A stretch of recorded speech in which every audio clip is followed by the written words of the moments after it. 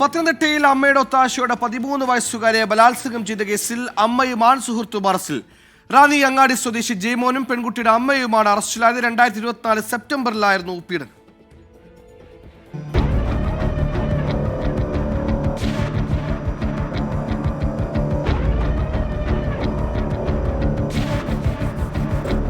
മലപ്പുറം കാളികാവിലെ ഒരു കൊലപാതക കേസിൽപ്പെട്ട് ജെയ്മോൻ ജയിൽ ശിക്ഷ അനുഭവിക്കുമ്പോഴാണ് ഇരയുടെ അമ്മയുടെ ബന്ധുവായ സഹതടവുകാരനെ പരിചയപ്പെടുന്നത്. ഇതുവഴി ഇരയുടെ അമ്മയുമായി സൗഹൃദത്തിലായി. ഭർത്താവിനെ ഉപേക്ഷിച്ച 13-കാരിയുടെ അമ്മ റാന്നി അങ്ങാടി സ്വദേശി ജെയ്മോനോടൊപ്പം താമസമാക്കി. പത്തനംതിട്ടയിലെ ലോഡ്ജ് മുറിയിൽ 2024 സെപ്റ്റംബർ മാസത്തിൽ ജെയ്മോനും പെൺസുഹൃത്തും ഇരയും ചേർന്ന് മുറിയെടുത്തു. ജെയ്മോനും പെൺസുഹൃത്തുമായി ചേർന്ന് നന്നായി മദ്യപിച്ചു.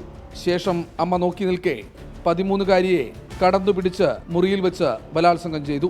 പിന്നീട് തിരുവനന്തപുരത്തെ സ്കൂളിലെത്തിയ പെൺകുട്ടി അധ്യാപകർ മുഖേന ചൈൽഡ് വെൽഫെയർ കമ്മിറ്റിക്ക് മൊഴി നൽകുകയായിരുന്നു. സംഭവം അറിഞ്ഞതോടെ പെൺകുട്ടിയുടെ അമ്മയും സുഹൃത്ത് ജെയ്മോനും ഒളിവിൽ പോയി. ഡിവൈഎസ്പി എസ് നന്ദകുമാറിന്റെ നേതൃത്വത്തിലുള്ള അന്വേഷണ സംഘം മംഗലാപുരത്ത് വെച്ചാണ് പ്രതികളെ അറസ്റ്റ് ചെയ്തത്. പോലീസ് ഒരുപാട് അന്വേഷണങ്ങൾ നടത്തിയിട്ടും പിടിതരാതെ കർണാടകത്തിലും മറ്റുമായിട്ട് ഒളിവിൽ കഴിയുകയായിരുന്നു. നമ്മളുടെ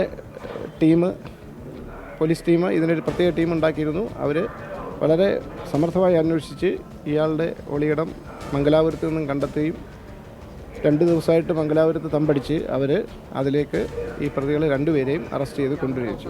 കൊലക്കേസിന് പുറമെ പീഡനക്കേസ് ഉൾപ്പെടെ മറ്റു 3 കേസുകളിൽ കൂടി പ്രതിയാണ് ജെയ്മോൻ. മഹിളാ മന്ദിരത്തിൽ പാർപ്പിച്ചിട്ടുള്ള പെൺകുട്ടിയുടെ ആരോഗ്യനിലയിൽ പ്രശ്നങ്ങളില്ലെന്നാണ് പോലീസ് പറയുന്നത്. സഞ്ജയ് ഇക്ബാലിനൊപ്പം ശ്രീകുമാരൻ, 24 പത്തനംതിട്ട.